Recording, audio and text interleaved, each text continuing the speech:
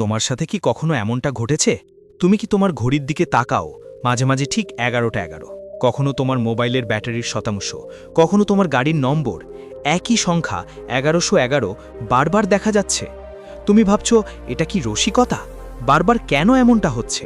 আর তারপর তুমি সন্দেহ করতে শুরু করো, এটা নিশ্চয়ই কাকতালীয়। কিন্তু যদি মহাবিশ্ব, দেবতা অথবা কোনো আত্মার তোমাকে কিছু বলার থাকে, তাহলে কি এটা জোরে কথা বলবে? না, তারা সংকেত পাঠায়, এবং যাদের মন নীরব তারাই তা গ্রহণ করতে পারে। সংখ্যাগুলি তখনই কথা বলে যখন আত্মা নীরব হয়ে যায়। এটি মহাবিশ্বের ভাষা। এর মানে হলো যে তোমার জীবনে একটি অভ্যন্তরীণ পরিবর্তন শুরু হতে চলেছে। এটি তোমার আত্মার আহ্বান, যা তুমি এখন পর্যন্ত উপেক্ষা করে আসছো। যোগানন্দ বলেছিলেন যে যখন তুমি ভেতরে নীরব থাকো, তখন মহাবিশ্বের চেতনা তোমার সাথে যোগাযোগ করে।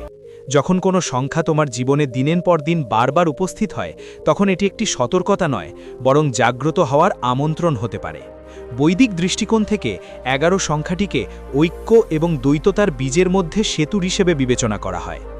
1 এবং 1 দুটি আত্মা, দুটি দরজা, দুটি শক্তির প্রতিনিধিত্ব করে, যাদের মিলন বিজ্ঞান এবং আত্মার মিলনের প্রতীক। যখন এই সংখ্যাটি 111তে দ্বিগুণ হয়, তখন বলা হয় যে আপনার মন এবং আত্মা উভয়ই জাগ্রত হওয়ার জন্য একই মুহূর্তে প্রস্তুত হচ্ছে। এই ভিডিওতে আমরা অনুসন্ধান করব যে 111 আপনার জন্ম তালিকার একটি লুকানো চিহ্ন কিনা। কোনো গ্রহ বা গৃহ 11 এর অবস্থান কি আপনার চেতনাকে ডাকছে? পরমহংস যোগানন্দ কিভাবে এই লক্ষণগুলি ব্যাখ্যা করেছিলেন, তার শিষ্যরা কিভাবে জাগ্রত হয়েছিলেন, এবং ধ্যান, মন্ত্র এবং আধ্যাত্মিক অনুশীলনের মাধ্যমে আপনি কিভাবে এই লক্ষণগুলির প্রতি সাড়া দিতে শুরু করতে পারেন। সবাই লক্ষণগুলি গ্রহণ করে না, এবং যারা এগুলি উপেক্ষা করে অথবা তাদের জীবন চিরতরে পরিবর্তিত হয়। তাই পরের বার যখন আপনি 111 দেখবেন, তখন আপনার আত্মাকে জিজ্ঞাসা করুন, আপনি কি শুনছেন? যদি উত্তর হ্যাঁ হয়, তাহলে এই ভিডিওটি সম্পূর্ণ দেখুন, কারণ আমরা এমন একটি দরজায় প্রবেশ করতে যাচ্ছি যেখানে সংখ্যা, নক্ষত্র এবং আত্মা একসাথে অনুরণিত হয়। সংখ্যা সমান নাদ সমান শক্তি। সংখ্যাগুলিকে মহাবিশ্বের নীরব মন্ত্র হিসেবে বিবেচনা করা হতো, যা কেবল নীরব আত্মাই শুনতে পেত। ঋগ্বেদ, যজুর্বেদ এবং অথর্ববেদে সংখ্যাগুলি বারবার উপস্থিত হয়েছে, কিন্তু সেগুলি কখনোই কেবল সংখ্যা ছিল না, পদ্ধতি, ঐশ্বরিক কম্পন, শক্তির সূক্ষ্ম প্রকাশ। ধাপ 3, বৈদিক সংখ্যাতত্ত্ব। বৈদিক সংখ্যাতত্ত্বে সংখ্যা 11 এর রহস্য। 11 সমান 1 যোগ 1 সমান 2, যার অর্থ চন্দ্র উপাদান। সংখ্যা 2 বৈদিকভাবে চাঁদ, আবেগ, কল্পনা, অভ্যন্তরীণ তরঙ্গ, স্মৃতি এবং সংস্কারের সাথে যুক্ত।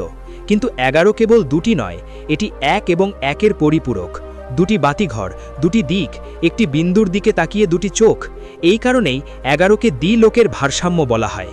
এটি এমন একটি সংখ্যা যেখানে অভ্যন্তরীণ এবং বহির্মুখী, অতীত এবং ভবিষ্যৎ, আত্মা এবং মন সকলেই একটি গুণের দরজায় মিলিত হয়।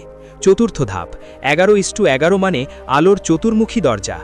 এখন আসুন মহাবিশ্বের সচেতন প্রবেশদ্বার 11:11 সম্পর্কে কথা বলি। এই সংখ্যাটি কেবল পুনরাবৃত্তি নয়, এটা হলো সময়, মহাবিশ্বের সচেতন প্রবেশদ্বার। 4 মানে 4 স্তম্ভ। 11:11 মানে 1 বিন্দু, এটি 1 গুণ। 4 মানে 4টি স্তম্ভ, আলোর মন্দিরের 4টি স্তম্ভের মতো একটি দরজা তৈরি করে, যার মধ্য দিয়ে উচ্চতর চেতনা নেমে আসে। যখন আপনি 11:11 দেখেন, তখন আপনি কেবল সময় পর্যবেক্ষণ করছেন না, আপনি একটি দরজার সামনে দাঁড়িয়ে আছেন, একটি আন্তঃমাত্রিক চেকপয়েন্ট যেখানে আত্মা সিদ্ধান্ত নেয়, আমি কি পুরানো চক্রে থাকব নাকি নতুন দরজায় প্রবেশ করব। ধাপ 5, 11:11 দেখার মানসিক এবং আধ্যাত্মিক তাৎপর্য। যখন আপনি বারবার 11:11 দেখেন, তখন আপনার জালিকা সক্রিয়কারী ব্যবস্থা জাগ্রত হয়। এটি মস্তিষ্কের সেই অংশ যা চেতনায় সংকেত শনাক্ত করার শক্তিকে সক্রিয় করে। 11:11 দেখে আপনি যে ধাক্কা, বিরতি বা অভ্যন্তরীণ অস্থিরতা অনুভব করেন, তা কেবল মনের একটি মায়া নয়, এটি আত্মার কম্পন। এটি একটি স্মরণ করিয়ে দেয় যে আপনি একটি বৃহত্তর পরিকল্পনায় আছেন এবং এখন জাগ্রত হওয়ার সময়। তাই যখন আপনি 11:11 দেখেন, তখন এটি ঈশ্বরের নীরব কণ্ঠস্বর হতে পারে, আমি এখানে আছি, শুনুন, বিরতি দিন এবং পরিবর্তন করুন। 11তম স্থান আত্মার মহাজাগরণের মহাকর্মসূচির সমান। 11তম ডিগ্রি গ্রহ জাগরণের জন্য অভ্যন্তরীণ ট্রিগার পয়েন্টের সমান। 11:11 আত্ম উপলব্ধির জন্য সময় প্রবেশদ্বার। এবং যখন আপনি এই 3টি উপলব্ধি করবেন, তখন আপনি আর কেবলজন মানুষ থাকবেন না, আপনি মহাজাগতিক জাগরণের একটি সক্রিয় অংশ হয়ে উঠবেন। এখন আমরা আসুন সেই অধ্যায়ে যাই যেখানে যোগানন্দ এই ধরনের সংকেত সম্পর্কিত 3টি সতর্কীকরণ চিহ্ন প্রদান করেছিলেন। 1930-এর দশক ছিল এমন একটি সময় যখন সমগ্র বিশ্ব অস্থিরতার মধ্যে নিমজ্জিত ছিল। মহামন্দা, যুদ্ধের হুমকি এবং মানব চেতনা একটি নতুন মোড়ের জন্য প্রস্তুত ছিল। এই বছরগুলিতে পরমহংস যোগানন্দ মার্কিন যুক্তরাষ্ট্রের লস অ্যাঞ্জেলেসে তার আশ্রম থেকে তার গোপন ডায়েরিতে এবং সৎসঙ্গে একটি রহস্যময় সতর্কীকরণ পুনরাবৃত্তি করতে থাকেন। যখন কোনো সংখ্যা বারবার উপস্থিত হয় তখন বুঝতে হবে যে আত্মা আপনাকে টানছে। এই মহাজাগতিক সংকেতের নামকরণ করার প্রয়োজন ছিল না, কারণ তিনি সংখ্যাগুলিকে শব্দ এবং চেতনার একটি রূপ বলে মনে করতেন। তবে তার ঘনিষ্ঠরা লিপিবদ্ধ করেছেন যে সংখ্যার পুনরাবৃত্তি যোগানন্দের জন্য একটি অভ্যন্তরীণ সতর্কীকরণের মতো ছিল। এখন আসুন এই 3টি সতর্কীকরণ বিস্তারিতভাবে অন্বেষণ করি, যা 11-11 বোঝার সবচেয়ে গুরুত্বপূর্ণ চাবিকাঠি। বিকেন্দ্রীকরণের একটি সংকেত। যোগানন্দ বলেছিলেন যে যখন আপনার মন বিক্ষিপ্ত হয় তখন আত্মা বারবার একই দরজায় ফিরে আনে। 11-11-র প্রথম অর্থ হল আপনি আপনার আধ্যাত্মিক অক্ষ থেকে বিচ্ছিন্ন হয়ে পড়েছেন। ঠিক যেমন পৃথিবী তার অক্ষ থেকে সামান্য হেলে গেলে আবহাওয়া, মহাসাগর এবং জীবন নিজেই প্রভাবিত হয়। একইভাবে যখন একজন ব্যক্তি তার উচ্চতর কেন্দ্র থেকে বিচ্ছিন্ন হয়ে পড়ে তখন মহাবিশ্ব বারবার তাকে ফিরে ডাকতে সংকেত পাঠায়। 11-11 হল সেই আহ্বান। এটি তখনই দেখা যায় যখন আপনি বাইরের বিক্ষেপে নিমগ্ন থাকেন। আপনার দৈনন্দিন জীবন আপনার ভেতরের সত্তা থেকে বিচ্ছিন্ন হয়ে যায়। আপনি একটি যান্ত্রিক জীবনযাপন শুরু করেন এবং আত্মা অসার হয়ে যায়। কর্মের ক্ষয়ের 2টি কর্মের প্রবেশদ্বার খুলে যায়। এটি ছিল যোগানন্দের সবচেয়ে গভীর সতর্কবাণীগুলির মধ্যে একটি। কর্ম যখন তার পূর্ণ চক্রে পৌঁছায় তখন ঈশ্বর একটি সংকেত দেন, এখন সিদ্ধান্ত নেওয়ার সময়। 11-11-র দ্বিতীয় রহস্য হল আপনার কর্মচক্রের সমাপ্তি। প্রতিটি আত্মা একটি নির্দিষ্ট কর্মের নীল নকশা নিয়ে জন্মগ্রহণ করে। কখনো কখনো আমরা একই পরিস্থিতি বারবার পুনরুজ্জীবিত করি। একই বিষাক্ত সম্পর্ক, একই ব্যর্থতা, একই সন্দেহ। এগুলি কর্মের চক্র এবং 11-11 নির্দেশ করে যে চক্রটি বন্ধ হতে চলেছে। যখন আপনি 11-11 বারবার দেখেন তখন এর অর্থ হতে পারে যে একটি কর্মের ঋণ এখন পরিশোধ করা হয়েছে। আপনাকে ক্ষমা, ছেড়ে দেওয়া অথবা পরিবর্তন বেছে নিতে হবে, অথবা একটি নতুন চেতনা এখন প্রবেশের অনুমতি চাইছে। যখন তুমি 11 দেখবে তখন নিজেকে জিজ্ঞাসা করবে, আমি কি কর্মের পাঠ পুনরাবৃত্তি করছি নাকি এখন আমি তা অতিক্রম করতে পারব? যোগানন্দ বললেন, স্বাধীনতা কোনো উপহার নয়, এটি একটি সচেতন পছন্দ। 11-11 তোমাকে সেই পছন্দের কথা মনে করিয়ে দেয়। এটি তৃতীয় এবং সবচেয়ে রহস্যময় সতর্কীকরণ। ঠিক যেমন একটি বাঁশি হঠাৎ বাতাসে ভরে যায়, ঠিক তেমনি যখন ধ্যান এবং নীরবতা আত্মায় প্রবেশ করে তখন চেতনা বিস্ফোরিত হয় এবং ব্রহ্মের দিকে এগিয়ে যায়। 11-11 কেবল একটি বিপদ সংকেত নয়, এটি ঐশ্বরিক বিস্ফোরণের পূর্বসূরি। যখন তোমার আধ্যাত্মিক অনুশীলন গভীর হয় কিন্তু তুমি এখনও সেই চূড়ান্ত নাফের আগে, আত্মা প্রস্তুত কিন্তু মন এখনও সন্দেহের মধ্যে থাকে। 11-11 তোমাকে সতর্ক করে, এখন গভীর ধ্যান, নীরবতা এবং সংযমের সময়। এখন সেই বিস্ফোরণ গ্রহণ করার সময় যা তোমাকে কেবল একজন মানুষে নয় বরং ব্রহ্মের মূর্ত প্রতীকে রূপান্তরিত করবে। যোগানন্দ এই অবস্থাকে যখন সময়, মন এবং শ্বাস ডুব দেয়, আত্মা তার অসীম উৎসে বিস্ফোরিত হয় বলে অভিহিত করেছেন।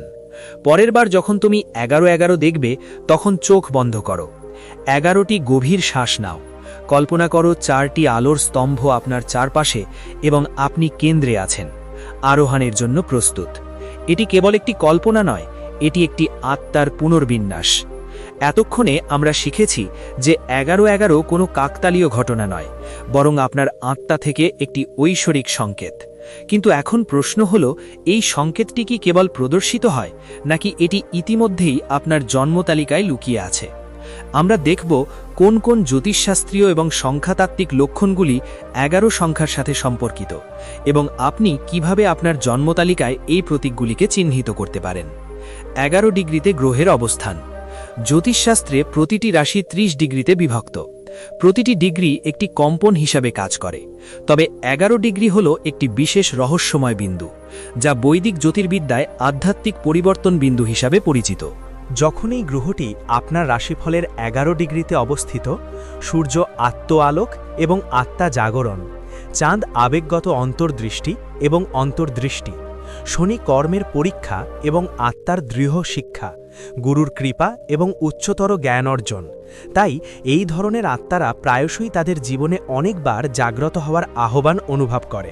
তাদের জীবনে প্রচুর 11-11 সিঙ্ক্রনিসিটি থাকে এবং যখন এই লোকেরা ধ্যান করে তখন তারা ঐশ্বরিক ডাউনলোড পেতে শুরু করে। দুটি কুম্ভ রাশির ভূমিকা।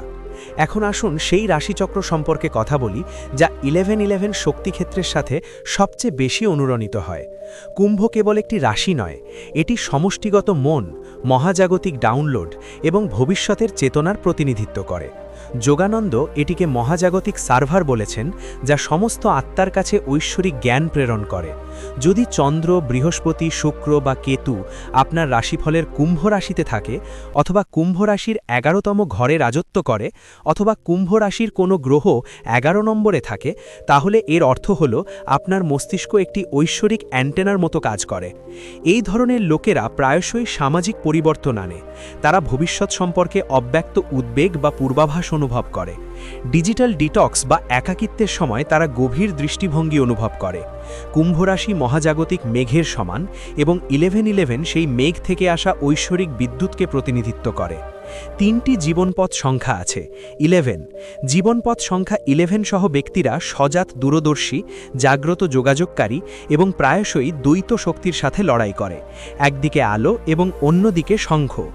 11 আলোর দুটি সমান স্তম্ভের সমান, কিন্তু তাদের মধ্যে স্থান হল চেতনার দ্বার। এই কারণেই তাদের বলা হয়, তুমি কেবল একজন মানুষ নও, তুমি একটি ঐশ্বরিক বার্তা যা একটি দেহ বহন করে। এখন তুমি জানো কেন 11-11 তোমার জীবনে বারবার পুনরাবৃত্তি হয়। এটা বাহ্যিক জাদু নয়, এটা তোমার ভেতরে লেখা চেতনার ভাষা। তোমার রাশিফল, তোমার সংখ্যা এবং তোমার চেতনা একত্রিত হয়ে তোমাকে মনে করায় যে তুমি এই পৃথিবীতে একটি লক্ষ্য নিয়ে এসেছো। যখন তুমি 11-11 দেখবে, তখন তোমার ঘড়ির দিকে তাকাবে না, ভেতরে দেখো। এতক্ষণে তুমি জেনে গেছো যে 11-11 কোনো সাধারণ কাকতালীয় ঘটনা নয়, বরং আত্মার ডাক। তুমি যখন তোমার পথ থেকে সরে যেতে শুরু করো, তখন মহাবিশ্ব যে মহাজাগতিক ঘণ্টা বাজায়। কিন্তু এখন মূল প্রশ্ন হলো, এই সংখ্যাটি দেখলে কি করবেন? যোগানন্দজি বলেছিলেন যে নীরবতার পরে কাজ না করা পর্যন্ত লক্ষণগুলি শক্তিশালী হয় না। এখন আমরা যোগানন্দজির ধ্যান কৌশল দ্বারা অনুপ্রাণিত একটি ঐশ্বরিক ধাপে ধাপে প্রক্রিয়া শিখব, যা তুমি প্রতিবার 11-11 দেখলে অনুসরণ করতে পারো। 11-11 প্রদর্শিত হওয়ার মুহূর্তটি সাধারণ নয়, এটি একটি আধ্যাত্মিক জানালা যা কয়েক সেকেন্ডের জন্য খুলে যায়। ধাপে ধাপে প্রক্রিয়া। 11-11 দেখার সাথে সাথেই চোখ বন্ধ করো। এই মুহূর্তটি নষ্ট করো না, স্ক্রিনশট নেবে না বা কারো সাথে শেয়ার করবে না, শুধু চোখ বন্ধ করো। বিজ্ঞান বলে যে যখনই কোনো প্রতীক বা চিহ্ন দেখা যায় এবং তৎক্ষণাৎ ধ্যান করা হয়, তখনই অবচেতন মন তা এনকোড করে। এই কারণেই যোগানন্দজি বলতেন, পৃথিবী তোমাকে পিছনে টেনে নেওয়ার আগে থেমে যাও। দ্বিতীয়ত, বলুন, প্রভু আমি শুনছি, আমাকে পথ দেখান। এই বাক্যটি আত্মসমর্পণের একটি মন্ত্র।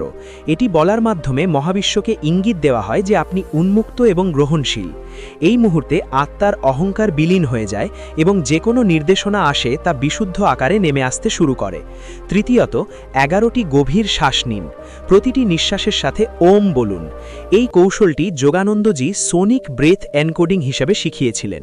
প্রতিটি নিঃশ্বাস একটি সেতু যা আপনাকে ঐশ্বরিক রাজ্যের সাথে সংযুক্ত করে। তারপর 1 মিনিট নীরব থাকুন এবং কেবলমাত্র তৃতীয় চক্ষু ভ্রুকুটি কেন্দ্রের উপর ধ্যান করুন। এখন কোনো চিন্তাভাবনা নয়, কোনো ভিজুয়ালাইজেশন নয়, কেবল নীরবতা এবং তৃতীয় চক্ষু ভ্রুকুটি কেন্দ্রের উপর আপনার সচেতনতা কেন্দ্রীভূত করুন। কারণ এখানেই ঐশ্বরিক ডাউনলোড ঘটে, যেখানে যোগানন্দ বলেন যে ঈশ্বর ভ্রুয়ের মধ্যবর্তী শান্ত বিন্দুতে কথা বলেন। এই নীরবতার সময় যদি কোনো চিত্র, চিন্তাভাবনা বা শব্দ ভিতর থেকে বেরিয়ে আসে, তাহলে পরে সেগুলি নোট করুন। এগুলি মহাবিশ্ব থেকে একটি প্রতিক্রিয়া হতে পারে। 11-11 শক্তি বাড়ানোর জন্য আপনি একটি বিশেষ বেদি তৈরি করতে পারেন, যা প্রতিদিন আপনার অবচেতনকে মনে করাবে। এই বেদিতে কি রাখা উচিত? একটি ছোট ঘি প্রদীপ অথবা একটি মোমবাতি। আলোক চেতনার প্রতিনিধিত্ব করে। দুটি যমজ ত্রিশূল এবং শঙ্খের প্রতীক। ত্রিশূল শিবকে আহ্বান করে, শঙ্খ বিষ্ণুর চেতনার মহাজাগতিক শব্দকে প্রতিনিধিত্ব করে। 3 একটি সাদা ফুল পবিত্রতা এবং আত্মসমর্পণের প্রতীক। 4 যুগানন্দজির একটি ছবি। বেদিতে তার মুখ আপনার ঐশ্বরিক সাক্ষী হয়ে ওঠে। 5. 11.11 চিত্রিত একটি ঘড়ি অবচেতনে একটি দৈনিক সংকেত পাঠাবে। 11.11 দেখার অর্থ জাদুকরি কিছু ঘটবে না, বরং আপনাকে মনের মধ্যে নেমে আসতে হবে এবং এর উত্তর পেতে হবে। পরের বার যখন আপনি এই ঐশ্বরিক সংকেতটি দেখবেন, মনে রাখবেন এটি ভেতর থেকে ডাকছে, বাইরে থেকে নয়। আপনি কি কখনো ভেবে দেখেছেন কেন 11.11 দেখলেই আপনার মন হঠাৎ শান্ত হয়ে যায়? কেন মুহূর্তের জন্য মনে হয় যেন কেউ আপনাকে ভেতর থেকে দেখছে? উত্তরটি কেবল আধ্যাত্মিকতায় নয়, মনের বিজ্ঞানেও রয়েছে। জালিকার সক্রিয়করণ ব্যবস্থা মস্তিষ্কের ঐশ্বরিক দরজা। মানুষের মস্তিষ্কের একটি সূক্ষ্ম গঠন রয়েছে। রেটিকুলার অ্যাক্টিভেটিং সিস্টেম RAS আপনার মস্তিষ্কের সচেতন এবং অবচেতনের মধ্যে সেতু বন্ধন হিসেবে কাজ করে। এর কাজ কি?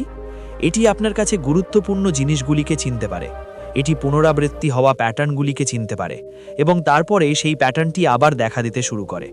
উদাহরণস্বরূপ, আপনি যদি একটি নতুন গাড়ি কেনার সিদ্ধান্ত নেন, তাহলে প্রতিটি রাস্তায় একই মডেলটি দেখা শুরু করে।